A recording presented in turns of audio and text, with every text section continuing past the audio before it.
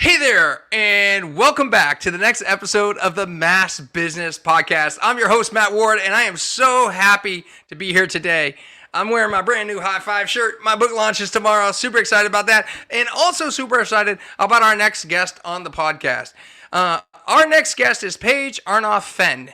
She's the founder and CEO of Mavens and Moguls, based in Cambridge, Massachusetts. Her clients include Microsoft, Virgin, the New York Times Company, Colgate, venture-backed startups, as well as nonprofit organizations.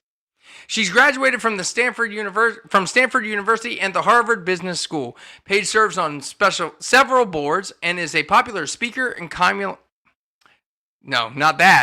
popular speaker and columnist who has written for Entrepreneur and Forbes. I'm so excited to bring you our next guest, Paige Arnof-Fenn. Are you ready? Let's go. High five the world. I'm feeling all right. High five the world. Yeah. Welcome to the Mass Business Podcast, where small business owners, also known as risk takers, share their stories about the growth of their business and themselves. Our interviews and our content is focused on growing a small business and understanding networking and referrals. I say it all the time, and I'll say it again today. You never know where your next referral will come from.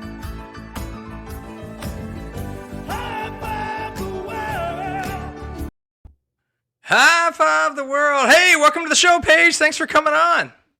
Hey, Matt, thanks for having me. I'm so happy you're here. Want to make sure that people understand that I did flub that introduction. You are a columnist, to use my words correctly. But in just under 30 seconds, tell our podcast listeners on their favorite app and also those watching on YouTube what it is you do. I basically am a marketing consultant. I work with organizations to help them find the right words and pictures to tell their story in compelling ways. Got it. And so you've been working, you're a small business yourself, yes? Is it just you and some consultants, or do you have employees? I've got about 4 dozen independent contractors that work under the Mavens and Moguls umbrella. And I started it about 20 years ago. It's so hard to believe. Yeah. I remember when I had my agency, right? We had 8 full-time people and probably another, a dozen part-time contractors here and there, depending on the project. And I ran that for 16 years, up to 2018. It was quite the ride. I started it in 2002.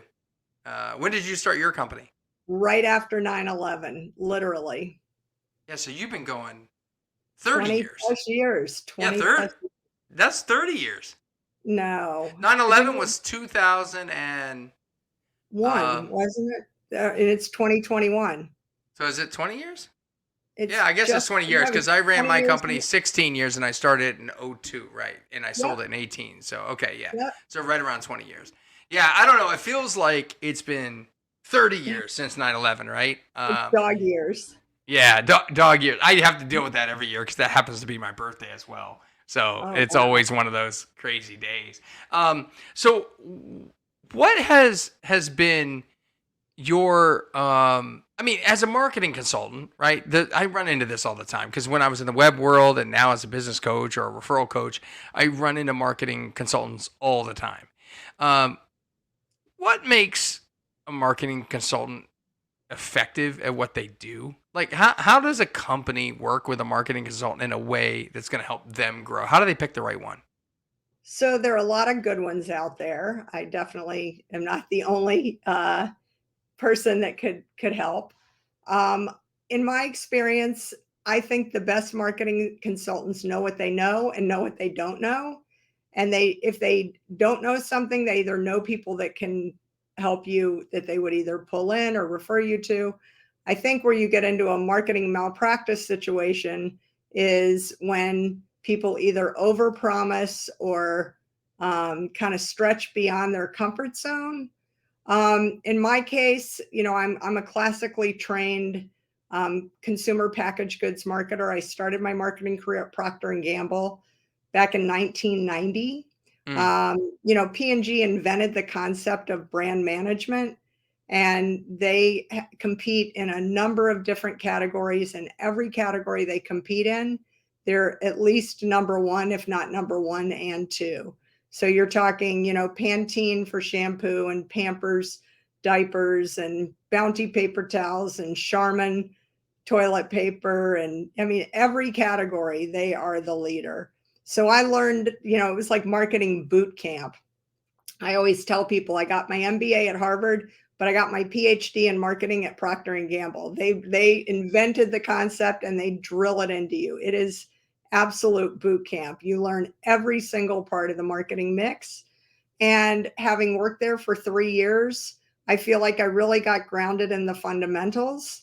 And then I kind of branched out from there. I ran a global program for the Olympics for the 96 games in Atlanta. Then I went to Coca-Cola as assistant chief marketing officer. And again, Coca-Cola, the most recognized brand in the world. So I think being well-trained is a great foundation, but you have a lot of the trappings around you. And I always questioned in my corporate marketing days, was I good or was the company good? Like, am I Well, just right, because they had an unlimited budget basically compared to every small business who's listening to this. But there's probably And people those driving right now brands- going, "Oh, I don't have the budget of Coca-Cola." Right? Exactly. And those brands, the brands I worked on at P&G were decades old. Coca-Cola, is over 100 years old. So I always wondered, is it me or is it the fact that I've got this legacy brand that's loved, where you do have just millions, tens of millions of dollars. So I left Coca-Cola when kind of .com 1.0, the kind of first wave of the internet in the mid to late 90s. When that started, I got bitten by the .com bug, and I went and ran marketing at my first startup out in Los Angeles in the music and entertainment space. No one had ever heard of it before, but I really considered myself kind of a pop culture junkie.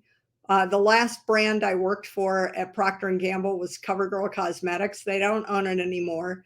But, for work, I got to read People and Cosmopolitan and Rolling Stone. And, you had to be up on all the kind of cool, hip things to be able to, successfully market a cosmetics brand. And so I kind of went from the fashion and cosmetics world into the music and entertainment world, which was a very easy transition. And the company was out in Los Angeles. And it was, like I said, the Wild West. It was before the internet bubble burst the first time. And it was a wild ride. We raised about $30 million when it was super easy to raise money. Almost all of it went into marketing. We went public in 1999, and then we were sold to Yahoo, and it became Yahoo Music. So that was incredibly fun. And then I got hired by a second internet startup. It was a business to business portal. So that was my first foray out of the kind of B2C world, consumer marketing, into more B2B. And we also raised a lot of money, and also ended up getting sold to a larger private company. The dirty little secret I always tell people is everyone thinks when you go public, you get rich. Well, I made a little money. It was good, but I was in the prospectus, so I couldn't sell my stock until it was way off the peak. When a private company buys you, they just write you a check and you can go to the bank and deposit it.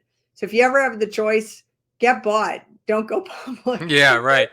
Now, so when you started doing your own thing, what was the real difference between sort of working for these big conglomerates with head on the money, and now you're a marketing consultant and you have to market yourself?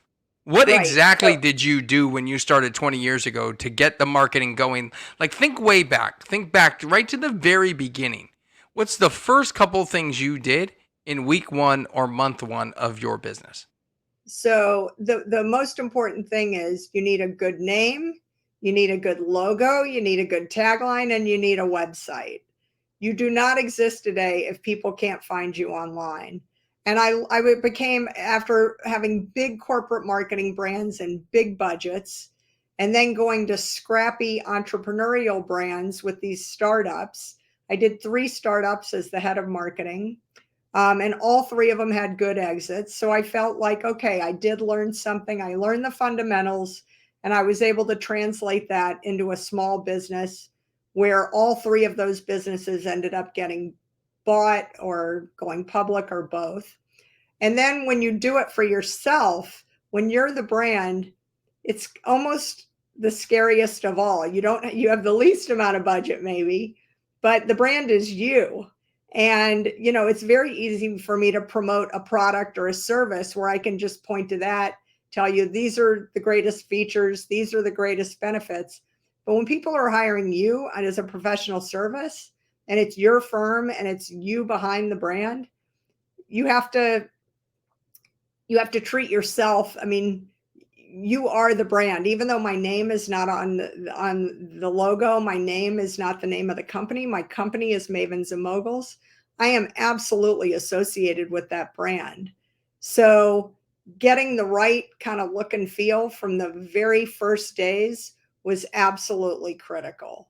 And then once you kind of start with, again, you're starting with your foundation, with your fundamentals, and you build slowly from the ground up. So you figure out, how am I going to get those very first clients that can be reference testimonials for you to help you build those case studies so that you can continue to grow. And how would you recommend sort of professional services do get those first clients? Because I think getting that ball rolling, and I talk a lot about referrals. Referrals rarely come from clients. Most time people think that they do. They come from referral sources instead.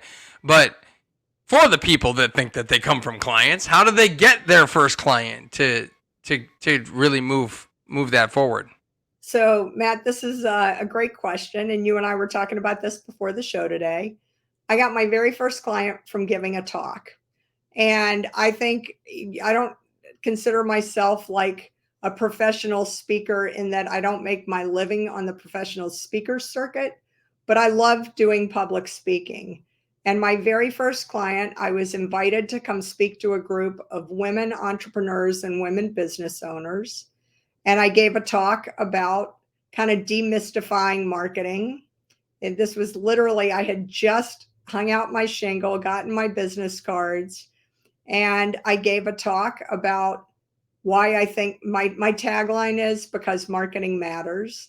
So I'm very passionate about marketing. I really believe in marketing. I think a lot of people think of marketing as a necessary evil. I actually believe it's incredibly powerful.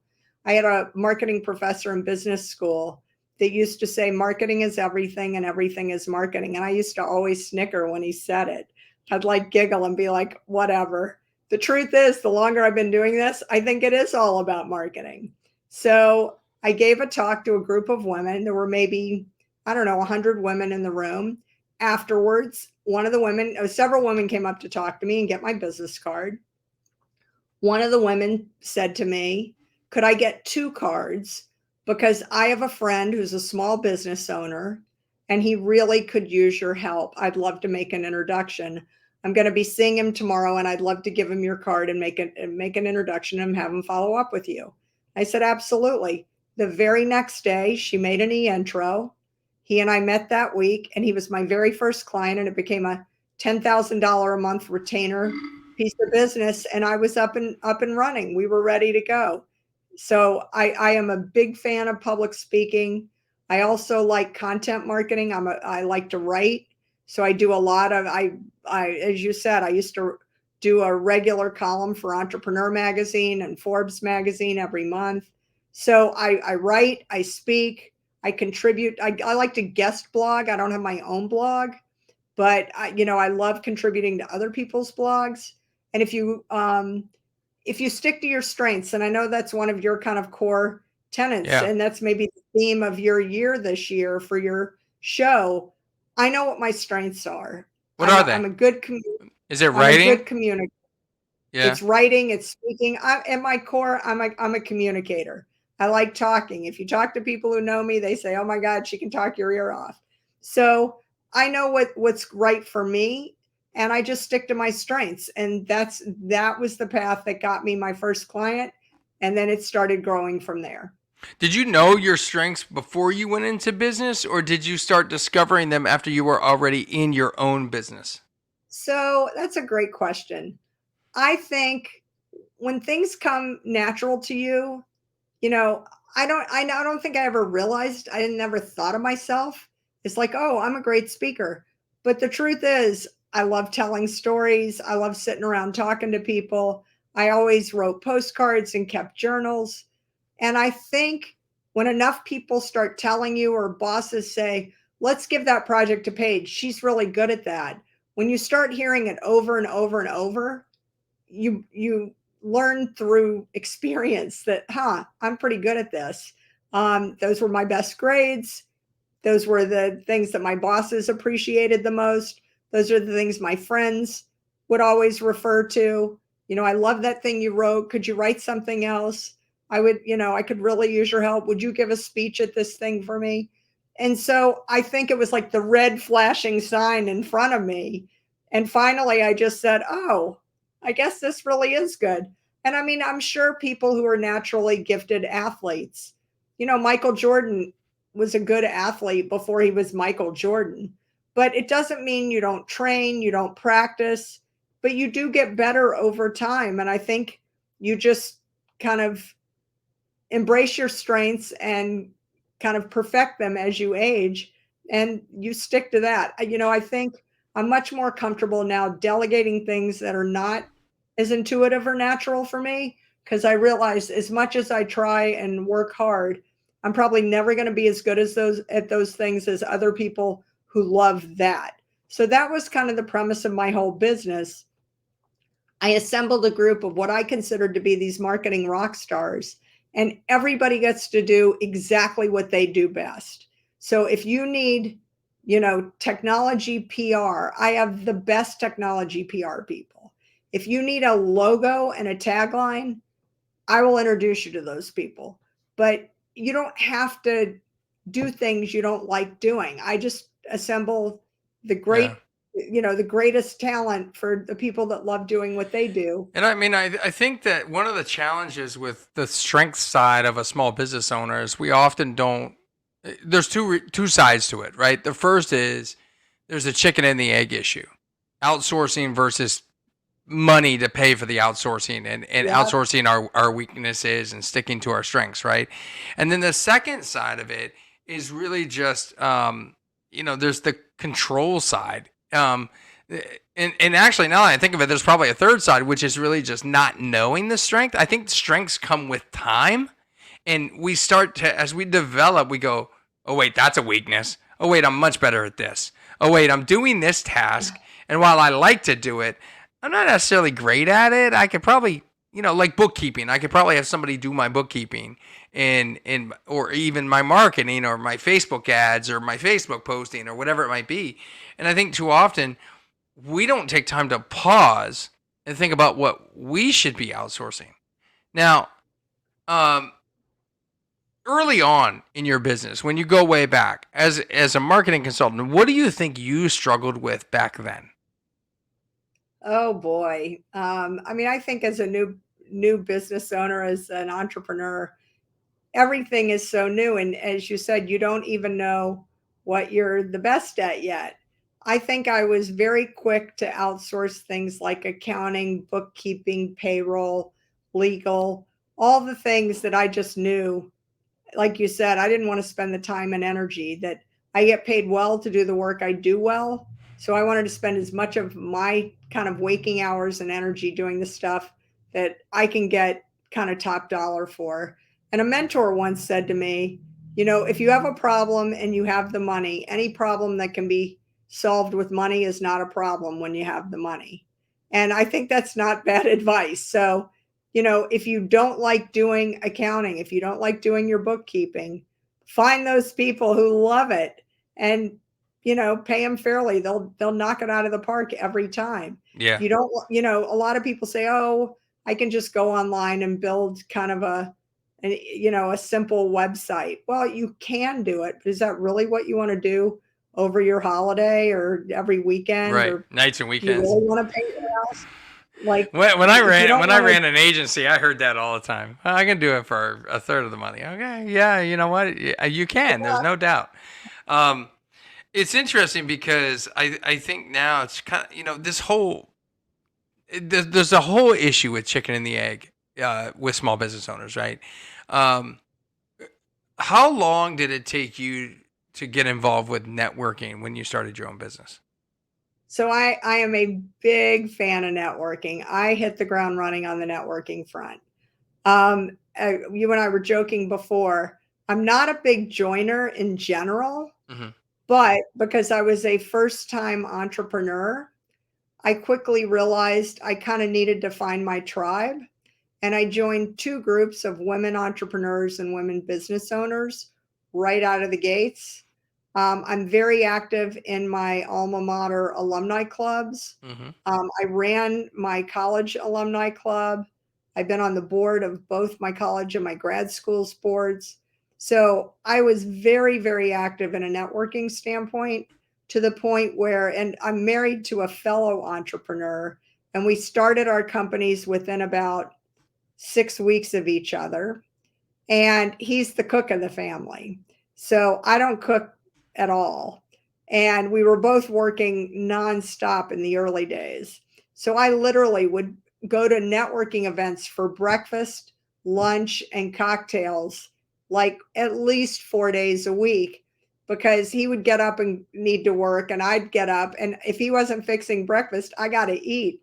So I would show up at a breakfast event, a lunch event, a coffee event, a cocktails you event. you were replacing your husband's cooking with networking, freebie breakfast and lunch. Not really freebie because you probably paid 20, 30 No, bucks to go you to get it. paid to go, but someone was fixing my food and I got to meet great people. And the people in my company, in my organization, used to joke when they had those events where it was like a seated, you're at a table, that they should put signs next to my chair, the chairs next to me, that say, be careful, this chair is going to cost at least $25,000 because I end up talking to people. I love to chat. I love to kind of hear what's happening. And so I'd be sitting next to somebody and I'd say, so what do you do? What's your biggest problem? What's going on? What do you wish you could get fixed? And they'd talk and talk. I just ask a few open-ended questions. And by the end of the meal, we'd exchange cards. I'd go back to the office. I'd send them a note and say, I loved chatting with you this morning.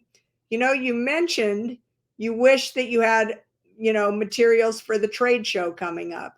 You mentioned that you wish that you could get on a speaking circuit or, start publishing your own newsletter. If you'd really like to pursue that, let me know. I'm happy to put you in touch with some great people that I know that could help. And a lot of times they'd follow up and say, oh my God, thank you so much. I forgot I even told you about that. Yes, please introduce me to your web designer. Please talk to me about an email newsletter. I've been wanting to do it for years and I never took the time to figure out how to do it. And so I'd end up getting work out of it. I'd get a project.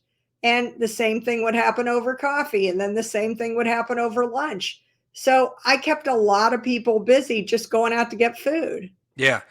So that's good. I mean, I think that's a good point is those people listening and watching on YouTube, listening on the podcast apps and stuff that you like. Get involved with some of these networking events that have these breakfasts so that other people can cook for you. But you should be able to meet some people and ultimately make some sales and some relationships. But even in the days of COVID, I mean, you can do virtual coffee meetings. Yeah, you can. And there are even live in-person stuff happening right now. It all depends on, the organization and where, how comfortable you are and everything with the upticks and whatnot. But Exactly. I've been to a number of live stuff myself, and it's always good to see people. I ran a golf tournament in August called the Big Event, and we had over 100 people for dinner. I mean, it was great networking, powerful. Yeah, the nonprofit I'm on the board of, we've had a golf tournament the past 2 summers, and they've been sold out. Yeah. So, biggest mistake you made in marketing? Oh my God, where do we begin? I think the biggest mistake a lot of people make No. You made. I want to know I want to know the marketing consultant. I want to know the biggest mistake the marketing consultant made. I mean, I think we're all, maybe it's me. I'm a little type A neurotic. We all have those perfectionist tendencies. And I think, when I was starting out, you want everything to be perfect. Your website, your business card, your stationery, every piece of collateral material, everything. And I think what I learned is you really don't need to wait for perfection, because perfection never comes. You got to throw it out there and done is better than perfect. Absolutely. I say that all the time. Get your website up. And a lot of people kind of laughed and said, here you are, a marketing consultant. That's not a very fancy website. No. But, there's a 1.0 and a 2.0. Yeah, my website agency, we were the last people to do our own website. I mean, we just, it's the cobbler's kids' shoes kind of thing.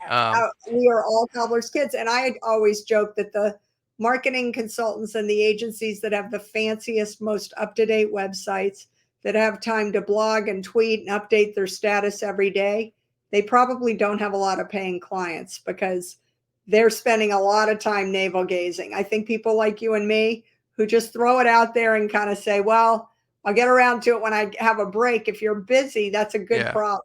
Well, and also too, you come from the startup world, which is MVP, minimum viable product, right? And so you got to get to market as quick as possible, some of this stuff. And small business owners, I think one of the challenges I've always said is that they don't make decisions quick enough. If they make them quicker, the quicker they make a decision, if they make the wrong decision, they have time to pivot. But if they don't make a decision for too long, then time passes and they're unable to pivot and correct in enough time to solve the problem, the issue, the concern. And so paralysis by analysis is a real thing.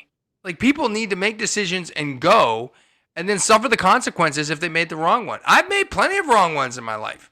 Even in the last couple of weeks, I've made some really bad ones, No, when I was at P&G and we did market research, it took literally 9 to 12 months to field the research.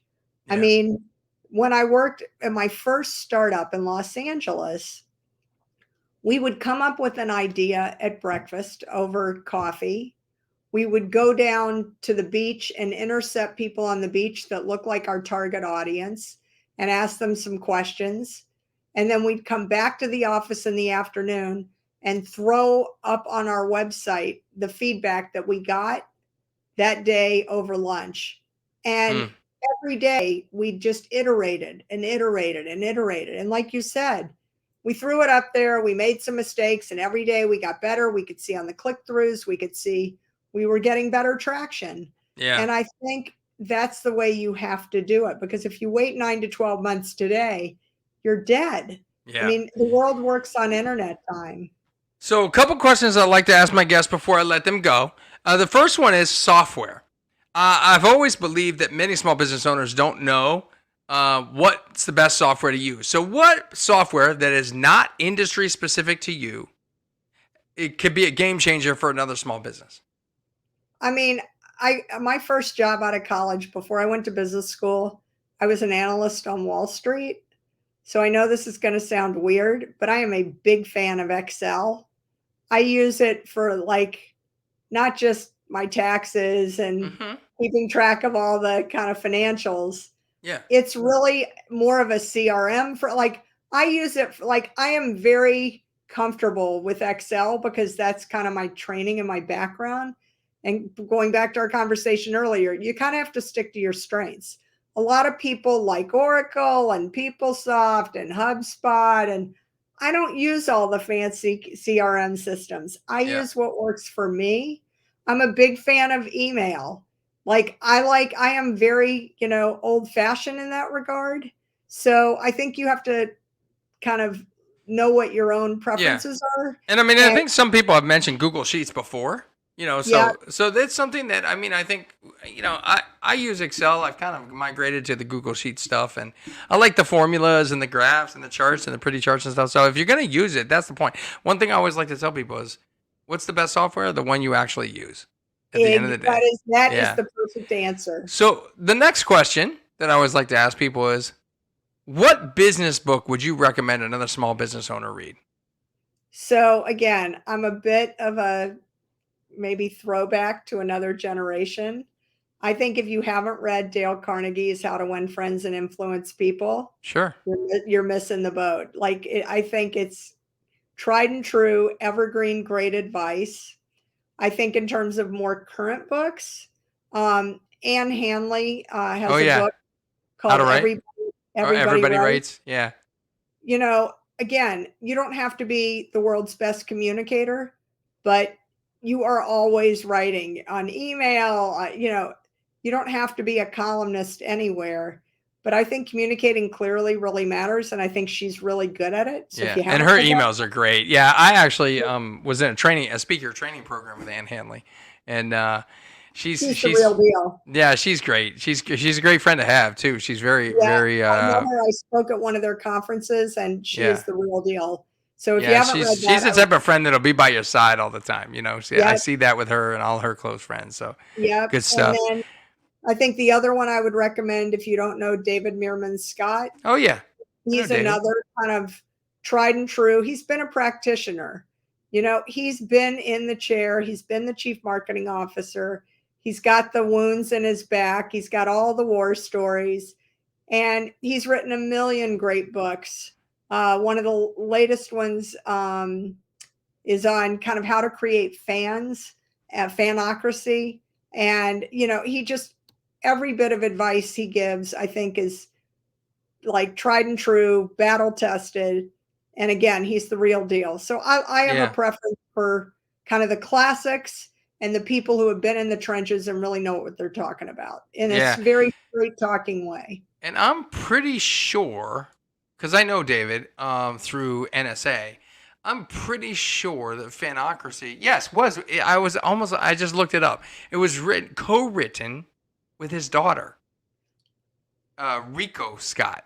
So a great book to read and to look at it from the perspective of a best-selling author and journalist and professional speaker, and also a teenager, early, I think she might be in her 20s now, but he's probably had a dozen books on the New York Times bestseller list. He is the real deal. He has a very clear, straight talking, practical, battle tested. Those are the best books to read, I think. Cool. So, how can anybody who's listening on their favorite podcast app or watching on YouTube, how can they get a hold of you if they want to network with you, if they want to learn more about what it is you do or how you can help them? How can they reach out to you, Paige? So the two best ways are through my website, mavensandmoguls.com. It's spelled out MAVENSANDMOGULS.com, and LinkedIn, Paige Arnof-Fenn. So, and as one of my venture capitalist buddies says to me, every time she forgets how to find me, she Googles Paige and Mavens, because she always forgets my hyphenated last name and both names of my company.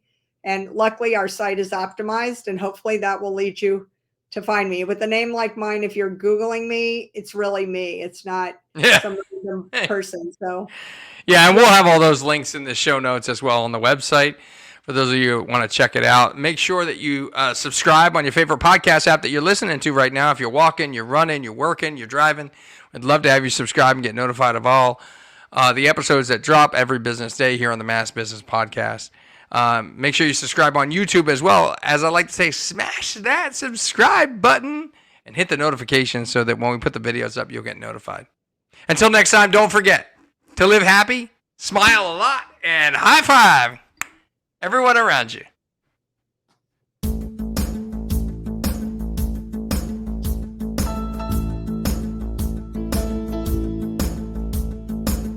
I'm waking up this morning, gonna grab myself a smile.